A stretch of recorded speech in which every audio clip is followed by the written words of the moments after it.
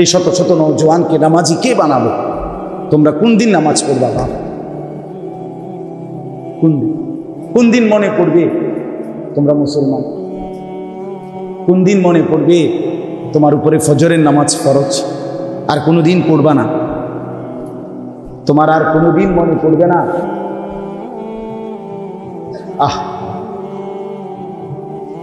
অসংখ্য ছেলে তো এখানে এমনই আছো, গত 365 দিন, এক বছরেও কারো কপালে, অসংখ্য ছেলে এখানে আছে যাদের কপালে কোনোদিন, এক বছরেও কোনোদিন ফজরের নামাজের সেজদা জোটে নাই।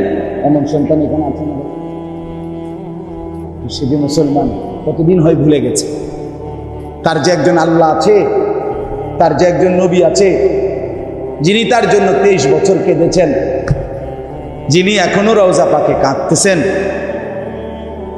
সেই তিনি কি কষ্টটা পাচ্ছেন যে হায় আমার উম্মত, এই জন্য আমার তায়েফের রক্ত, এই জন্য আমার দান দান শহীদ করা খুন, এই জন্য আমি পেটে পাথর ভাঙছিলাম ক্ষুধার কষ্টে, আমার ঘরে 3 মাস চুলায় আগুন জ্বলে নাই, বিনিময়ে আমার উম্মত মুসলমান হয়ে 2 আঙ্গুলে শুধু মোবাইল টিপবা আর নারীর পিছনে ঘুরবা আর সারা রাত উলঙ্গ আর অস্থির ছবি দেখবা, এই এতটুকুর জন্য আমি এতটা কষ্ট করলাম।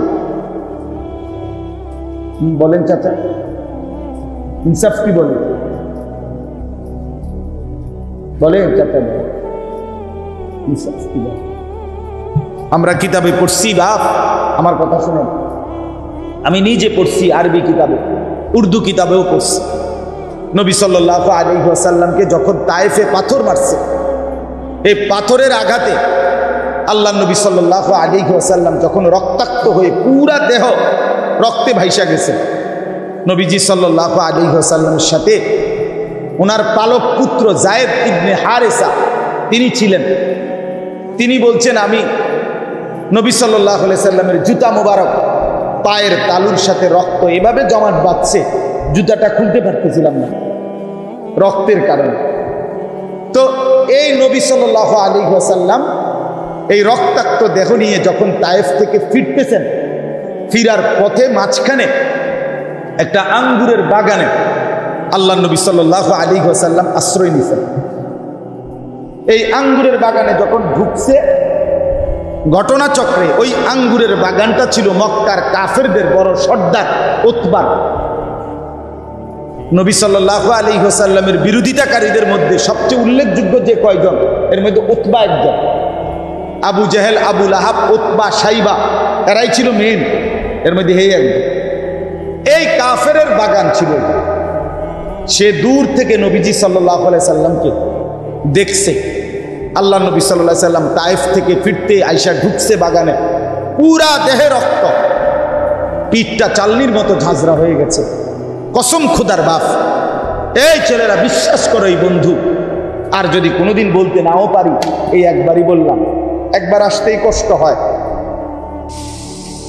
তো এই উতবা কাফের, সে কিন্তু মৃত্যু পর্যন্ত কালেমা পড়ে নাই, সে বদরের যুদ্ধের দিন মারা গেছে, বদরের যুদ্ধের মাঠে।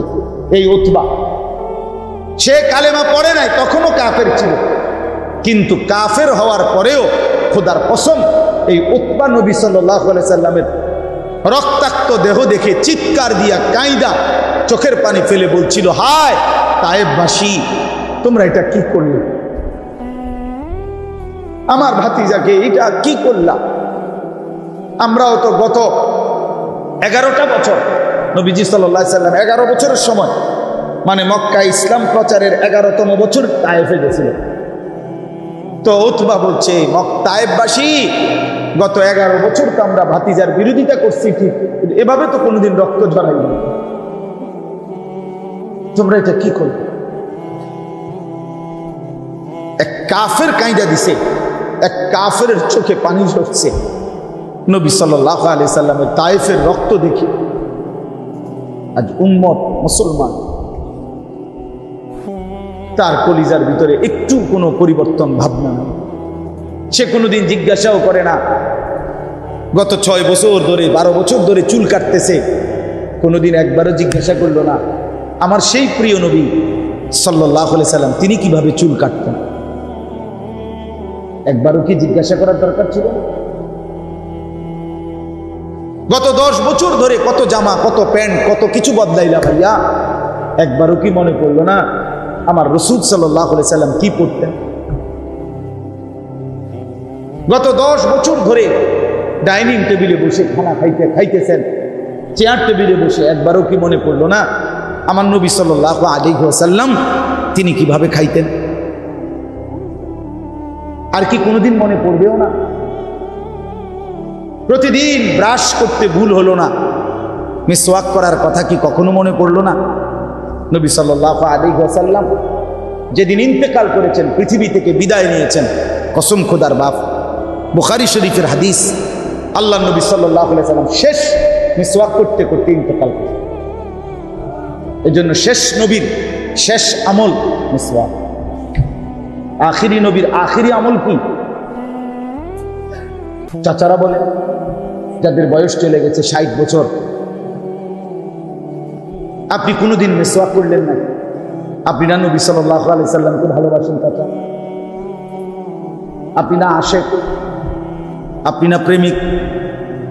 আপনি না নবীর ভালোবাসায় গজল শুনলে কাঁদেন? আপনি না নবী সাল্লাল্লাহু আলাইহি সাল্লামের জন্য গজল গাইলে চোখ দিয়ে আপনার পানি আসে? তো গজল শুনলেই যার চোখে পানি আসে, সেই নবী সাল্লাল্লাহু আলাইহি ওয়াসাল্লামের সুন্নাত পছন্দ হলো না কেন? যেই নবী সাল্লাল্লাহু আলাইহি ওয়াসাল্লাম মৃত্যু পর্যন্ত কোনোদিন দুর্গন্ধ পছন্দ করতেন না, নবী সাল্লাল্লাহু আলাইহি ওয়াসাল্লাম পেঁয়াজের দুর্গন্ধ, কাঁচা রসুনের গন্ধ, ঘামের গন্ধ সহ্য করতেন না, কষ্ট পাইতেন। নবী সাল্লাল্লাহু আলাইহি সাল্লামের দেহ মুবারক থেকে 24 ঘন্টা মিশক আম্বরের ঘ্রাণ বের হইত। তিনি হাঁটলে পরে মানুষ বুঝতো এখান দিয়েই মুহাম্মদ আরবি গেছে। যিনি এত সুগন্ধিযুক্ত ছিলেন, যিনি কখনোই দুর্গন্ধ পছন্দ করতেন না, চাচা আমারে মাফ করে দিয়েন, আমি আপনাদের কাছে বিনীত অনুরোধ করি, আপনি ইনসাফের সাথে বলেন, যেই নবী কোনোদিন দুর্গন্ধ পছন্দ করে নাই, সেই আপনি 60 বছর 50 বছরও আজও বিড়ি সিগারেট খান, বিড়ি খান, এই দুর্গন্ধ নিয়ে আপনি রাসূলুল্লাহ সাল্লাল্লাহু আলাইহি সাল্লামের সামনে সুপারিশের জন্য কেমনে দাঁড়াইবেন? হ্যাঁ, বুড়া হয়ে গেছেন, এখনো চা দোকানে বসে রঙিন টেলিভিশনে বইয়া বইয়া নর্তকীর নাচ, সিনেমা, নাটক দেখেন, আপনার কি লজ্জা শরম আর হবে না চাচা? আপনার হায়া আসবে না? বুড়া হয়ে গেছেন, এখনো কথা বললে গালিগালাজ ছাড়া কথা বলতে পারেন না। আপনার আখিরাত নাই? আপনার কবর নাই? আপনি মরতেন না তাইলে? আজও সুদের টাকা, এখনো কিস্তি, এখনো সুদ। ওহো, হায় মুসলমান, এভাবে কেন আল্লাহকে ভুলে গেলাম? কি অপরাধ ছিল? মালিক আমাদের কাছে কি অপরাধ করছে? নাউজুবিল্লাহ। বলে যুবক ছেলেরা, বলো ভাইয়া, এখন দাঁড়াও না ভাইয়া, এখন বলো, তোমরা যারা নামাজ পড়ো না, কি অপরাধে বাপ? আমার সাথে রাগ করে না, মা বাবার লগেনই রাগ করে নামাজ পড়ো না, কার সাথে অভিমান করলাম? বলো।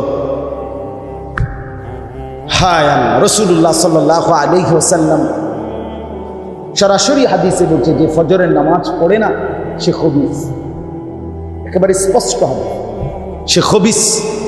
খবিস খবিস খবিস। আর খবিস বাথরুমে থাকে, পায়খানায় যেটা থাকে, যেটা পায়খানার ভিতরে, এটা কয় খবিস। প্রমাণ কি? নবী সাল্লাল্লাহু আলাইহি সাল্লাম পায়খানা বাথরুমে ঢুকতে কি করতেন? আমনে কোন এদিকে চাইয়া কোন কি কইতেন? অর্থ কি বলেন? আল্লাহ খবিস থেকে কি চাই? আশ্রয় চাই। তাহলে বাথরুমের ভিতরে কে? খবিস বেটা, খবিস বেটা, তুই বেটা খবিস। যার কপালে ফজরের নামাজের সেজদা নাই বেটা খবিস। এমন নির্লজ্জ হাসে কেমনে বেটা, এমন বেহায়া। আমি তো এক কিতাবে পড়ছি, শুকর শুকর সকালবেলা চোখ যখন মেলে তখন সে একটু একটু করে চোখ খোলে, কুদ্দুর কুদ্দুর করে, মানে পুরা চোখ একসাথে মেলে না। বুজুর্গানে দিন বলে শুকর সকালবেলা ঘুম থেকে প্রথম জেগে একটু একটু করে চোখ খুলে, পুরা চোখ মেলে না। আল্লাহকে বলে, আল্লাহ চোখ মেলে যেন আমি কোনো বেনামাজি নাফরমান না দেখি। তোকে শুকর ঘৃণা করে বেটা, তোকে চতুষ্পদ জন্তু পর্যন্ত লানত দেয়, অভিশাপ। এটা জিন্দিগি, এটা জীবন মিয়া। বাক্য দুটি খাওয়ানোর নাম জীবন। বাতের সমাধান তো নগদ, টয়লেট। কথা বলেন না। গরুর গোশতের তো সমাধান নগদ, টয়লেট। ফার্মের মুরগার সমাধান তো হয়েই গেছে, এটা তো হয়ে গেছে, যোগ বিয়োগ তো মিললেই গেছে, এগুলো তো সমাধান হয়েই গেছে। মানুষ কোথায়? ভাত মাছ চাল ডাল আর ঘুম আর পেশাব পায়খানা আর নিদ্রা। ও বন্ধু, এরই নাম মুসলমান? এরই নাম মানুষ? না তো। এটা তো জন্তু জানোয়ারেরও মিলতেছে। মিলতেছে কিনা বলেন না? জন্তু জানোয়ার খায় কিনা, জন্তু জানোয়ার ঘুমায় কিনা, জন্তু জানোয়ার পেশাব পায়খানা করে কিনা, জন্তু জানোয়ারের যৌন চাহিদা পূরণ হয় কিনা। কুকুর বিড়ালের বাচ্চা কাচ্চা আসেনি, তাহলে যৌন চাহিদা পূরণ হয়? তো তোমার আমার জিন্দিগি যদি হয় এটাই, খানা ঘুম আর পেশাব পায়খানা আর যৌন চাহিদা পূরণ, লজ্জাস্থানের চাহিদা, এতটুকুর নামই যদি হয় জীবন, তো আমার মাঝে আর জানোয়ারের মাঝে পার্থক্য কি? হ্যাঁ বলেন, চাচারা বলেন, বাবারা বলেন, নওজোয়ানরা বলেন। আমার কথা শেষ। আমি মনে করাই দিলাম, যদি দিল নড়ে এই আশা। যুবক ভাই, তুমি পাগল না, তুমি সুস্থ স্বাভাবিক। তুমি চাইলে রাত দিন বরাবর করে মেহনত করতে পারো। যুবকের অসীম সম্ভাবনা, যুবকের শক্তি সম্ভাবনা অসীম, অনেক কিছু করতে পারে। এই যে মাউন্ট এভারেস্টের চূড়ায় যে মানুষগুলো উঠতে যায়, প্রত্যেকটা যাত্রী জানে যে এই চূড়ায় উঠতে গেলে মৃত্যুর সম্ভাবনাই বেশি, কিন্তু এরপরও প্রতিদিন মাউন্ট হিমালয় পর্বতের উপরে মানুষ উঠার জন্য নওজোয়ানের একটা স্পিরিট থাকে। সে অসম্ভবকে অসম্ভব মনে করে না, সে বাধাকে বাধা মনে করে না, বাধা মনে করে। এজন্যই তো যুবক আল্লাহ দিছে। আল্লাহ নিজে বলছে, কোরআনুল কারীমের মধ্যে আছে, আল্লাহ শক্তি শুধু যুবককে বলে। আল্লাহুল্লাযী খালাকাকুম, আল্লাহ তাআলা বলেন, আল্লাহুল্লাযী খালাকাকুম মিন দুফিন, আমি আল্লাহ তোমাদেরকে সৃষ্টি করেছি দুর্বল অবস্থা, শিশুকালটা। সুম্মা জাআলা মিন বাদি দুফিন কুওয়াতান, অতঃপর সেই দুর্বল শরীরে আমি দিলাম শক্তি, মানে যৌবন। সুম্মা জাআলা মিন বাদি কুওয়াতিন দুফান ওয়া শাইবা, পুনরায় আবার সেই শক্তিওয়ালা শরীরে দিলাম আবার ফিরাইয়া দুর্বলতা এবং বৃদ্ধ অবস্থা। বৃদ্ধ মানেই দুর্বল, দুর্বল মানেই বৃদ্ধ। ঠিক কিনা বলেন না? তাহলে ছোটবেলাটাও দুর্বল, বুড়াবেলাটাও দুর্বল, তাহলে শক্তি কখন? যৌবন যখন। বলেন না শক্তি কখন? আবার বলো না ভাইয়া, বলো তো। শক্তি তো তোমার, যৌবন তো তোমার, হিম্মত তো তুমি করবা। আমি অনুরোধ, এতগুলো ছেলে দেখে বললাম, এই গরমের মধ্যে আমরা সবাই কষ্ট করে বসছি, নিজের জীবন নষ্ট করে দিও না। আমি শেষ আবারও বলি, আমি আয়াতের তর্জমা বলতেছি, কিন্তু আমার মূল প্রথম বক্তব্য এটা। ছেলেরা, তোমাদেরকে বলি, ভাব, কেউ যদি তোমার খবর নাও নে, তোমার মা তোমার খবর নিল না, বাবা আত্মীয় স্বজন কেউ আর তোমার ব্যাপারে কিছু বলে না, তুমি তোমার মতো চলো না রে বাপ। কেউ যদি খবর নাও নে, তারপরেও নিজেরে নষ্ট করে দিও না, কারণ একাকী তুমি আল্লাহর সামনে দাঁড়াইতে হবে।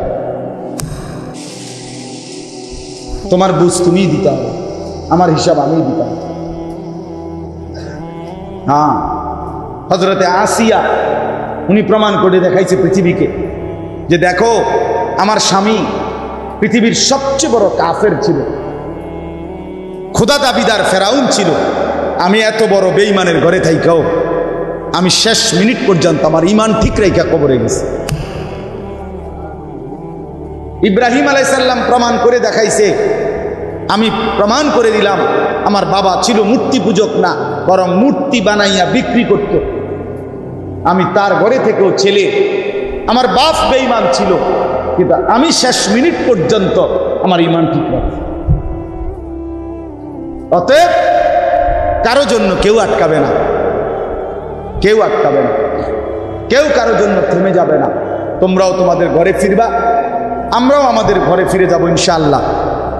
সবাই সবার থেকে আলাদা হয়ে যাব এখনই, কিন্তু যাওয়ার আগে সবাই মিলে ভাবি কেন নামাজ পড়ব না। রাসূলুল্লাহ সাল্লাল্লাহু আলাইহি ওয়াসাল্লাম পৃথিবী থেকে বিদায় নেওয়ার শেষ কথা নবীজির জবান দিয়ে বলছে, আসসালাম উম্মত আমি যাচ্ছি, তবে মনে রাখো নামাজ ঠিক রাখো। এইটা হাদিস আছে। নবীজি সাল্লাল্লাহু আলাইহি সাল্লামের শেষ আমল ছিল মেসওয়াক, আর শেষ জবানের কথা ছিল কি নামাজ। মানে দুটোটা কিন্তু মিল আছে। মেসওয়াক মানে অজু, অজু করবে, আর নামাজ জবানে বলে গেছে নামাজ, হাতে রেখে গেছে মেসওয়াক, বুঝাই দিয়া গেছে অজু নামাজ। এটা আমার উম্মতের বৈশিষ্ট্য। না পাক কোনো মুসলমানের পরিচয় না। পেশাব কইরা পানি লয় না, এই অপদার্থ, এটা কোনো মুসলমানের পরিচয় না। খারাইয়া মতো আর বইয়া মতো আর চিপিয়া মতো, যার প্যান্টে লুঙ্গিতে পেশাব, তুমি অপদার্থ। এটা মনে, তুমি সুস্থ না, স্বাভাবিক স্বাভাবিক মানুষ এমন। আপনি নইলে প্রমাণ দেখেন, ওই কুলের বাচ্চা, 6 মাসের বাচ্চা, আমি সবসময় বলি 6 মাসের বাচ্চাও কুলের মুখটা দিলে চিৎকার শুরু করে, কান্দে। কান্দে কিনা কোন কি মানে কি, হেতের মারে ডাকে কাইন্দা মুইতা লাইছি হাফ প্যান্ট বদলাও, হাফ প্যান্ট না বদলান পর্যন্ত সে কান্না থামায় না। আর এত বড় দামরা খাড়াইয়া মুতে মুইতা ফানি লয় না, ছি চি চি চি চি চি চি ছি। আত্মমর্যাদাও যদি কুদ্দুর থাকে, ঠিক কিভাবে হয় রে ভাইয়া? আল্লাহ আমাদেরকে বুঝ দান করেন, আল্লাহ আমাদেরকে বুঝ দান করেন। চলেন ভাইয়া, নওজোয়ান সবাই মিলে ফিকির করেন। হযরত ওমর রাদিয়াল্লাহু তাআলা আনহু 10.5 বছর মুসলমানদের খলিফা ছিলেন। ফজরের নামাজের ওয়াক্তে উনাকে এক দুশমন নামাজ অবস্থায় ছুরি মারছে কোমরে। ইমামতি করতেছিলেন ওমর মসজিদে নববীতে। কসম খোদার, আমরা কিতাবে পড়ছি, উনি পিছন থেকে উনার বরাবর সাহাবী আব্দুর রহমান ইবনে আউফ রাদিয়াল্লাহু তাআলা আনহুকে টেনে ইমামের জায়গায় দাঁড় করাইয়া রক্তাক্ত দেহ নিয়া রক্ত ফিনকি দিয়া ভাইসা যাচ্ছে। এই অবস্থায় তিনি বলছে, ওমর, আব্দুর রহমান, আগে ফজরের নামাজ শেষ করো, এরপর আমার ধরো, আগে নামাজ। হযরত খুবাইব, নবী সাল্লাল্লাহু আলাইহি সাল্লামের একজন সাহাবী ছিলেন, খুবাইব ইবনে আদি। ওনাকে মক্কার কাফেররা ফাঁসিতে ঝুলাইছিল। এই ফাঁসিতে যখন রশি বাঁধ দিছে খেজুর গাছের সাথে, আমরা কিতাবে পড়ছি মক্কার কুরাইশ আবু সুফিয়ান ওনাকে বলছিলেন, খুবাইব, মৃত্যুর পূর্বে ফাঁসির আসামিকে শেষ ইচ্ছা পূরণের সুযোগ দেওয়া হয়, তোমার সেই শেষ ইচ্ছাটা কি বলো। হযরতে খুবাইব রাদিয়াল্লাহু তাআলা বলছেন, আমার শুধু 2 রাকাত নামাজ পড়বার সুযোগ দাও। আবার রশি খুলে দিছে। উনি রক্তাক্ত দেহ নিয়ে তায়াম্মুম করে 2 রাকাত নামাজ পড়ছে। বুখারী শরীফে হাদিস আছে, বুখারীতে সর্বশ্রেষ্ঠ কিতাবে এই সাহাবী খুবাইব নামাজ পড়ে সালাম ফিরাইয়া উনি বলছে, ফালাস্তু বালি হিনা উকতালু মুসলিমান, আর আমার কোনো পরোয়া নাই, আমি আল্লাহর অনুগত হয়ে মুসলমান হয়ে মরছি। আলা আইয়ি শিক্কিন কানা লিল্লাহি মাসরাই, হে কাফেররা, আল্লাহর জন্য যেহেতু জীবন দিচ্ছি, এবার আমার লাশ তোমরা যেদিকে মন চায় সেদিকেই ফিরাও, আর যা ইচ্ছা তাই করো। কিতাবে আছে যে উনারে বলছিল একজন কাফের, যে তোকে হত্যা করে ফাঁসিতে ঝুলাইয়া এখন ছাগলের চামড়া যেভাবে ছিলে ফেলে তোর চামড়া এভাবে ছিলে ফেলবে। এই তখন উনি এটা বলছিলেন, এই কারণে আমি যেহেতু আল্লাহর জন্য মরছি, অতএব ছিঁড়ে ফেলো আর ফাইরা ফেলো, কোনো সমস্যা নাই, আমি আল্লাহর জন্য সেজদা দিয়েই যাচ্ছি। ইমামে হুসাইন রাদিয়াল্লাহু তাআলা আনহু কারবালার প্রান্তরে ৭১ জন আহলে বাইত শহীদ হওয়ার পরে উনি যখন একা ময়দানে সর্বশেষ কারবালার প্রান্তরে যুদ্ধ করছেন কিনা, উনি কথা বলেন না কেন, একা একা দুশ্মনের বিরুদ্ধে তখন তিনি একাই ছিলেন। এই একা অবস্থায় জোহরের নামাজের ওয়াক্ত হয়েছে, কিতাবে আছে উনি ওই দিকে দুশ্মনদের দিকে ফিরে বলছে, জোহরের ওয়াক্ত হয়ে গেছে, যুদ্ধটা একটু থামাও, আমারে জোহরের নামাজ পড়তে দাও, আমি ময়দানেই জোহর পড়ব। তখন ওই পাশ থেকে সীমার জিল জৌসান, সীমার, এই যারে আপনারা সীমার বলেন, সে ওই পাশ থেকে বলছে, হুসাইন তোরে জোহরের নামাজ পড়তে দেওয়া হবে না, বরং জোহরের নামাজের আগেই তোমার গর্দান দেহ থেকে আলাদা করে দেওয়া হবে। উনি একটা চিৎকার দিয়ে বলছে, সীমার তোর যা মন চাই তুই তাই করিস, আমি নিয়ত বাঁধলাম, আল্লাহু আকবার, আমি সেজদা দিয়েই জীবন দেব। বন্ধু আমার, জিন্দিগি শুধু জিলাফি না, জিন্দিগি শুধু বিরিয়ানি না, জিন্দিগি শুধু খিচুড়ি না, জিন্দিগি শুধু নারী না, জিন্দিগি মানে একটা মোবাইল না, জীবন মানে একটা মোটর সাইকেল না, জীবন মানে অনেকগুলো মেয়ে দেখা না। যেই নারী তোমার খুব আগ্রহ সেটা এমনি মিলবে, এইটা মিলবেই। এই বাপ দাদা 14 গোষ্ঠী বিয়ে করতে করতে এই পর্যন্ত আইছে, আমার কথা কয় না, এটা একটা আশ্চর্য। কিটা এটা কি মানে আপনি কর না, এটা কিটা, এটা তো একটা স্বাভাবিক বিষয়। নাইলে আমি আর তুমি আসলাম করতে কে ভাইয়া? এক নারী পুরুষের পবিত্র বন্ধন যদি নাই হতো তা আমি আর আপনি আসলাম করতে? এটা তো একটা সহজ বিষয়। স্ত্রী তো মিলেই যাবে, একজন উপযুক্ত নারী তো মিলেই যাবে, আল্লাহর ফয়সালা এটা। এটার জন্য এরকম কুত্তার মতো হয়ে যাওয়ার কি আছে? এই বেটা, সারা রাত এত কুত্তার মতো এত নারী দেখার দরকার কি আছে বেটা? মানুষের বাচ্চা না বেটা, তো মুসলমানের ঘরে জন্ম নাও নাই বেটা? তোমার বাপ মুসলমান না? তুমি ভুলে গেলা কেমনে? বাপেরে এত বড় বেজ্জতি করলা কেন? মারে বেজ্জতি করলা কেন? তোমার বাবা মা তো হালাল বাবা মা, তাদের পবিত্র বন্ধনে বিবাহের সূত্রেই তো তুমি জন্ম নিয়েছো। নিজের পরিচয় ভুলে যাওয়া, ছি ছি ছি, এটা তো কাপুরুষ। আমরা সেদিনও বলছি, এই যে ফিলিস্তিন যেখানে এখন যুদ্ধ হয়, গাজা, নাম জানেন এই জায়গাটার নাম? ইসরায়েলের ইহুদিদের সাথে যে যুদ্ধ করছে যারা, গাজার মানুষ, এই মুজাহিদরা গাজার মুজাহিদ, ওই জায়গাটার নাম আর কি গাজা। তো এরা আজকে 1 কোটিও মানুষ না, এই পুরা গাজার মানুষে হলো 50-50 লাখ। এখান থেকে মুজাহিদ অল্প কয়জন, এরা মাটির নিচে থেকে যুদ্ধ করতেছে আজকে 8 মাস। সেই অক্টোবর, 7ই অক্টোবর হামলা হলো না, তো অক্টোবর, নভেম্বর, ডিসেম্বর, জানুয়ারি, ফেব্রুয়ারি, মার্চ, এপ্রিল, মে, আজকে 8 মাস গোটা ইউরোপ, এই ইউরোপ আমেরিকা তাদের সর্বোচ্চ সহযোগিতা দিছে ইসরায়েলকে। ইসরায়েল পৃথিবীর একটা পরাশক্তি, সুপার পাওয়ার। ইসরায়েল পারমাণবিক শক্তির অধিকারী। ইসরায়েলের জনগণ যতজন, যুদ্ধও ততজন। এটা জানেন? মানে ওই দেশ এমন একটি দেশ তাদের ইহুদিদের, যেখানে নারী পুরুষ জনগণ যতজন, যুদ্ধও ততজন। অর্থাৎ ওইখানে এনআইডি কার্ড, আমাদের যে আইডি কার্ড, যে ভোটার আইডি কার্ডের মতো, এই এনআইডি কার্ড পাইতে হইলে যুদ্ধের প্রশিক্ষণ ছেলে মেয়ে নারী পুরুষ উভয়ের জন্য বাধ্যতামূলক। প্রশিক্ষণ ছাড়া কার্ড দেয় না। এই জন্য যতজন মানুষ ততজনই যুদ্ধ। এত কিছুর পরেও আজকে 8 মাস একটানা যুদ্ধ করে এই গাজার মুসলমান সাধারণ মুসলমান কিংবা মুজাহিদ কারো এক বিন্দু ঘাড় নোয়াইতে পারে। একটা মানুষ এই পর্যন্ত, আপনারা মোবাইলে খুঁজে দেখেন, একজন মুসলমান এই পর্যন্ত বলে নাই যে আমি আত্মসমর্পণ করলাম।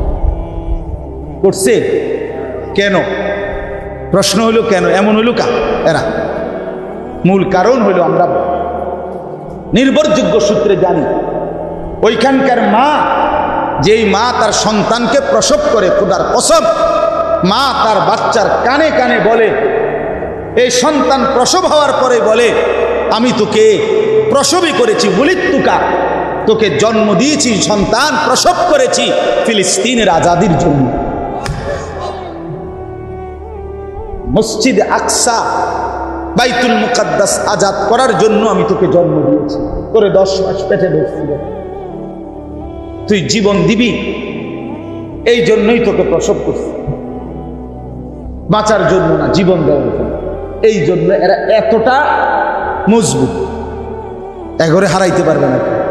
আজ কিংবা কাল ইনশাআল্লাহ, ইনশাআল্লাহ দেখবা ইসরায়েল হেরে গেছে, ফিলিস্তিন জিতে গেছে। কোনো সন্দেহ, কোনো সন্দেহ নাই, এক বিন্দু সন্দেহ। এই জন্য ভাইয়া এখনকার একটা গুরুত্বপূর্ণ কথা হইল, এখনকার মানুষের সবার, একবারে গ্রামের মানুষেরও ফিকির সারা বিশ্বব্যাপী। দেখবেন যে এই ছেলেটা তার একটা চুল, শুধু চুল কাটছে, তে এটাও চায় ফেসবুকে দিতে, সারা বিশ্বে ছড়াই দিতে, ঠিক কিনা বলেন? দেড় বুড়া বেড়া তুইও সারা বিশ্ব নিয়ে হাইতে চিন্তা। মানে প্রত্যেক মানুষের ফিকির এখন বিশ্বব্যাপী, ওয়ার্ল্ড ওয়াইড, সারা বিশ্বব্যাপী গ্লোবালাইজেশন, বিশ্বায়ন এর যুগে। অর্থাৎ আগামীর সময়টা আমাদের এই বাংলাদেশের এই 2-3টা দল লইয়া ধাক্কা ধাক্কিটা থাকতো না, এটি কোনো বিষয় না। বিষয় হলো সারা পৃথিবীব্যাপী, সারা পৃথিবীব্যাপী বন্ধু, একদিকে ইমানদার আরেকদিকে বেঈমান, এই দুইটাই গ্রুপ হবে, একদিকে মোমেন একদিকে কাফের। দেখার বিষয় হলো তুমি তখন কোন দলে থাকবে। হ্যাঁ, এই চুল, এই বেনামাজি জিন্দিগি, এই নারীর অশ্লীল দৃশ্য, নাপাক শরীর, এইটা তোমার এই ইমানদারের দলে ভিড়াইবে না।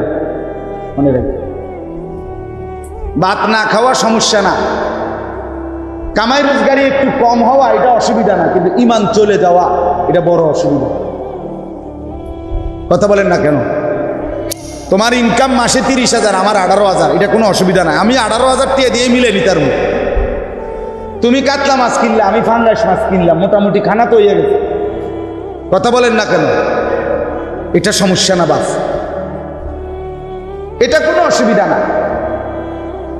কেউ সিঙ্গারের ফ্রিজ কিনছে, কেউ ওয়ালটনেরটা কিনে সারাই গেছে, সেরে গেছে। মানে দামের ব্যবধানে কম বেশি করা যায়, কিন্তু ইমান, ইমান, ইমান সবচেয়ে বড় সম্পদ। এই জন্য বাবাদেরকে বলি নিজেদের জীবনেরও কদর করেন, ছেলেদেরকে বলি তোমরাও নিজের জীবনের কদর করো। আল্লাহ আমাদের সবাইকে বুঝ দান করে।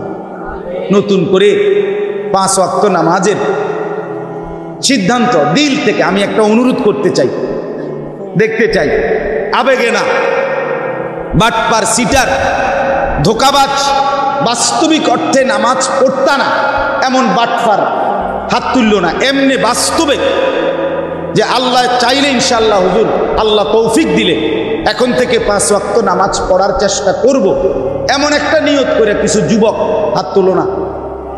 না না, সিটারি করে তুলো না বাপ, আল্লাহ দোহাই বললাম, ক্ষতি হবে। আমি বললাম ক্ষতি হবে, কিন্তু মনে রাখো আজ কিংবা কাল আমি আল্লাহর ঘরে যাব। আগামী বুধবার আমার ফ্লাইট, ইনশাআল্লাহ হজ্জের ফ্লাইট। আমি হজের আগ মুহূর্তে বলে গেলাম, সিটারি করে হাত তুলল না। তোমার মতো 2-4 জন নাফরমান নামাজ না পড়লে আল্লাহর কিচ্ছু হবে না, ইসলামেরও কিচ্ছু হবে না, ঠিক কি না বলেন? ইসলাম থাকবেই, তুমি থাকতা না। আল্লাহ আমাদেরকে তৌফিক দান করে। খালাস, আমি বলে গেলাম, আবদার করে গেলাম, ইমামে হুসাইনকে ভালোবাসলে নামাজ পড়তে হবে, সাহাবীদেরকে ভালোবাসলে নামাজ পড়তে হবে, নবী সাল্লাল্লাহু আলাইহি সাল্লামকে ভালোবাসলে নামাজ পড়, নারীর নেশা ছাড়তে হবে। এই পৃথিবীতে প্রথম অপরাধ যেই বিষয়কে কেন্দ্র করে সেটা ছিল নারী। এইটাই পড়ছিলাম, ওয়াতলু আলাইহিম নাবা আবনাই আদম বিল হক। আল্লাহ বলছে, হে নবী, আপনি আদমের 2 ছেলের ঘটনা আমার বান্দাদের নিকট বিস্তারিত সুন্দর করে বলেন।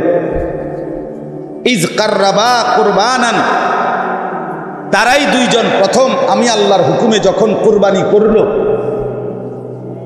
ফাতুকুব্বিলা মিন আহাদিহিমা ওয়া লাম ইউতাকাব্বাল মিনাল আখার, তখন একজনের কুরবানি কবুল হলো, আরেকজনের কুরবানি কবুল হলো না। হাবিলের কুরবানি কবুল হইল, কাবিলেরটা হইল না। ক্বালা লা আকতুলান্নাকা, কাবিল তখন হাবিলকে বলল, আমি তোকে মেরেই ফেলবো, হত্যা করব। কেন? নারী আমার চাই, আমি যারে বিয়ে করতে চাইছি আমি তারই বিয়ে করব। যে আল্লাহ নিষেধ করছে না, আমি আল্লাহর হুকুম মানি। কাবিলের কথা ছিল। আদম আলাইহিস সালাম নবী কিনা? তাহলে নবীর হুকুম ছিল। কাবিল বলছে না, আমি নবীর হুকুম মানি। আদম আলাইহিস সালাম আবার বাপ কিনা? কথা কয় না। কাবিলের বাপ না, তো বাপ বলছে, সে বলছে আমি বাপের হুকুমও মানি। এটা শরীয়ত, মানে তখন আল্লাহর বিধান ছিল যে এইভাবে বিয়ে করা যাবে না, ঠিক কিনা বলেন না?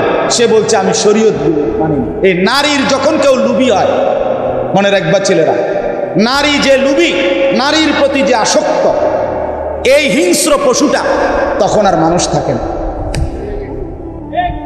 তার এক কথা তখন যে আমি আল্লাহ মানি না, নবী মানি না, বাপ মানি না, শরীয়ত মানি না। এই যে কাবিল বুঝেছে, কাবিল 4 জিনিস অস্বীকার করছে। 1 আল্লাহর হুকুম, 2 নবীর হুকুম, 3 বাপের হুকুম, 4 শরীয়ত। সে বলছে আমি মানি, আমার বেডি দরকার, আমার নারী দরকার। এই যে আজকের যুবকগুলো নষ্ট হয়ে যাচ্ছে শুধু এই কারণে। হেতের কথা হলো আমি বেডি দেখুন, সারা রাত দেখুন, আপনার সমস্যা না? আমার কোনো সমস্যা নাই। বাপ বিশ্বাস করো, হাত দিয়ে ধরে বলে আমার কোনো অসুবিধা নেই। তোমার শরীর শেষ, যৌবন শেষ। হ্যাঁ, হার্বাল কোম্পানির ওষুধ আর ধরে না। ওই যে লাল পোস্টার দেখেন না, জেন দিয়ে লাগায়, 30টা লাগায়। ঘটনা কিটা বুঝেন না? হ্যাঁ, আর তখন আর হারবালে আর ধরে না। আমরা জানি, আমরা তো জানি, আপনি জান, তোমরা জানো না, আমরা তো জানি। অসংখ্য যুবক আমাদের কাছে তো দোয়া চায়, কাগজে লিখে অনেক কিছু জানা, মোবাইলে মেসেজ দিয়ে অনেক কিছু জানা। আমার তো বড় মোবাইল পায় না, খুঁজে এলে সুন্দর দেয়। হ্যাঁ, আমি তো জানি কত যুবকের কান্না শুনি তো। জীবনটা শেষ করে দিছে, যৌবনটা শেষ, নিজের হাতের অপব্যবহার করে নিজের যৌবন নিজের হাতে নষ্ট করে দিছে। আহা আহা, আজ হতাশার মধ্যে দুনিয়াও ডুবে গেছে।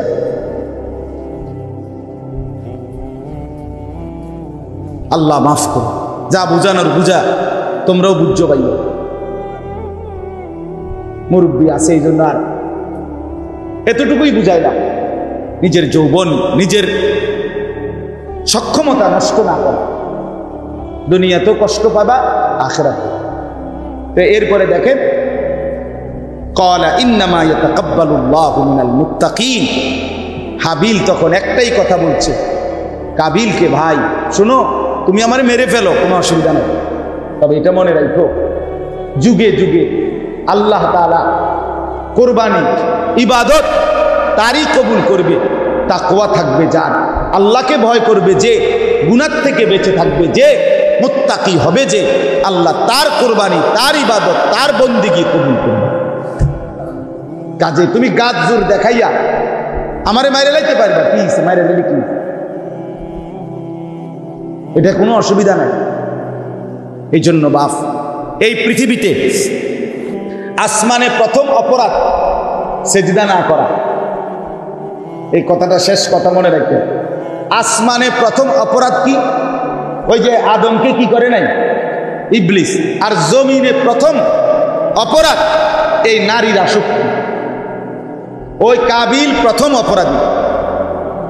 নারীর জন্য সে শেষ পর্যন্ত এই চারটা আল্লাহর হুকুম, নবীর হুকুম, বাবার হুকুম, শরীয়তের হুকুম, চারটা হুকুম তো লঙ্ঘন করছেই। এমনকি শেষ পর্যন্ত আপন ভাইকে নারীর জন্য মেরে ফেলছে কিনা? কথা বলেন না কেন? মারছে কিনা? কোরআন শরীফে আছে। রাত হয়ে গেছে দেখে বলতে চাচ্ছি না। এক কাক, কাউয়া তারে শরম দিছে। কাক শরম দিছে শেষ পর্যন্ত কাবিলকে।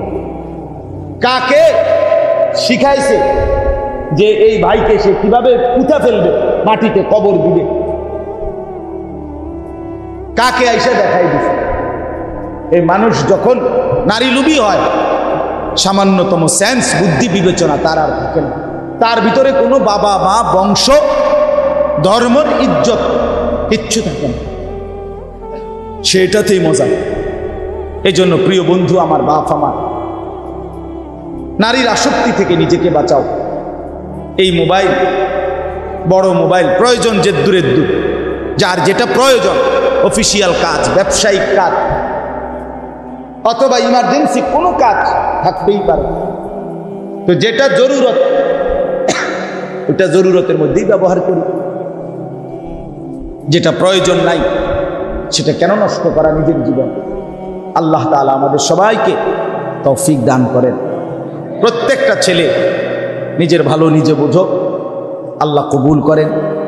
বাবা চাচারা আপনাদেরকে অনুরোধ করি, বিড়ি সিগারেটের অভ্যাস ছেড়ে দেন। একেবারে শরমের কাজ। চা দোকানের আড্ডা বন্ধ করে দেন। তসবি পড়েন, তসবি।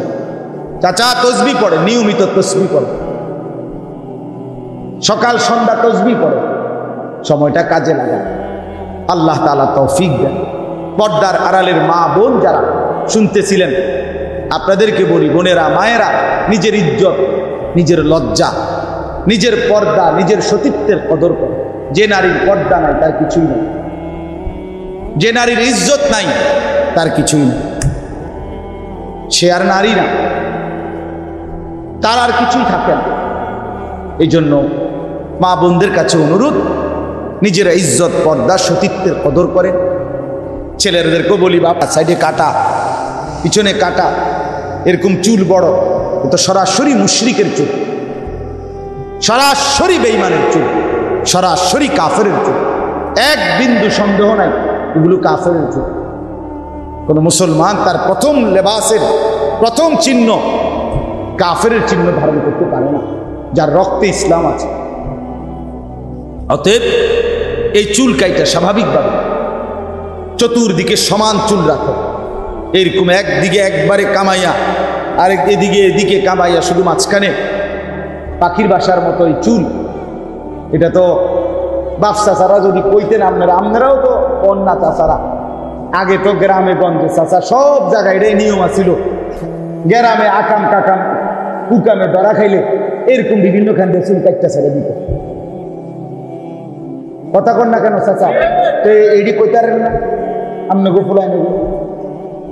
এটা তো ধরা খাই না মানুষের ছবি। হ্যাঁ হ্যাঁ, এটাই তো ছিল। আপনি জিজ্ঞাসা করেন, যে কোনো মুরব্বীরে জিজ্ঞাসা করেন, চাচা বলেন না কেন? আগে এটা ছিল না নিয়ম? গ্রামে আকাম কুকামে ধরা খাইলে চুল কাটতে দিত না, ছাড়িয়ে মারি দেয়া। তো তুমি যে যাই না বুঝা এই কাম করল। আস্তাগফিরুল্লাহ, আস্তাগফিরুল্লাহ। আল্লাহ তাআলা আমাদেরকে মাফ করে দেন, বুঝ দান করেন। আপনারা সন্তানের দিকে নজর দিয়েন। আলহামদুলিল্লাহ, অল্প কয়েকদিন, আমার মনে হয় সপ্তাহখানিকও হয় নাই, আমার এই মাহফিলটা অন্য জায়গায় ছিল। আজকে এই শেষের এই বয়ান আমাদের প্রিয় ভাই মাওলানা মাহমুদুল হাসান, উনি এরপরে মনে হয় ওই যুবকদেরকে কয়েকদিন আগেই বলছেন, নওজোয়ান ছেলেরা মাশাআল্লাহ অনেক মহব্বত করে, আন্তরিকতা নিয়ে অল্প সময়ের ভিতরে এই মাহফিল সাজায় ফেলছে। যারা এত সুন্দর মাহফিল সাজাইল, আল্লাহ যেন তাদের জিন্দিগি সাজায় দেয়।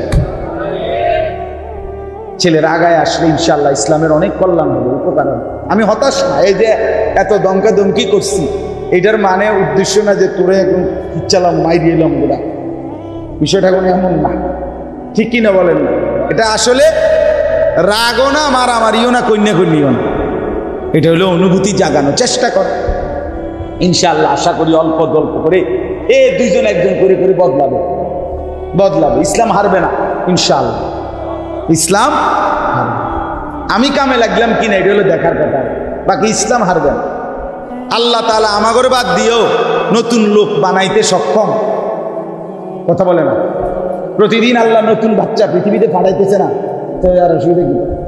কাজেই যেই যুবক, আমি সবাইকে ধন্যবাদ জানাই, শুধু খেয়াল রাখতে হবে যেন ওলামায়ে কেরামের পরামর্শ মতে চলা হয়।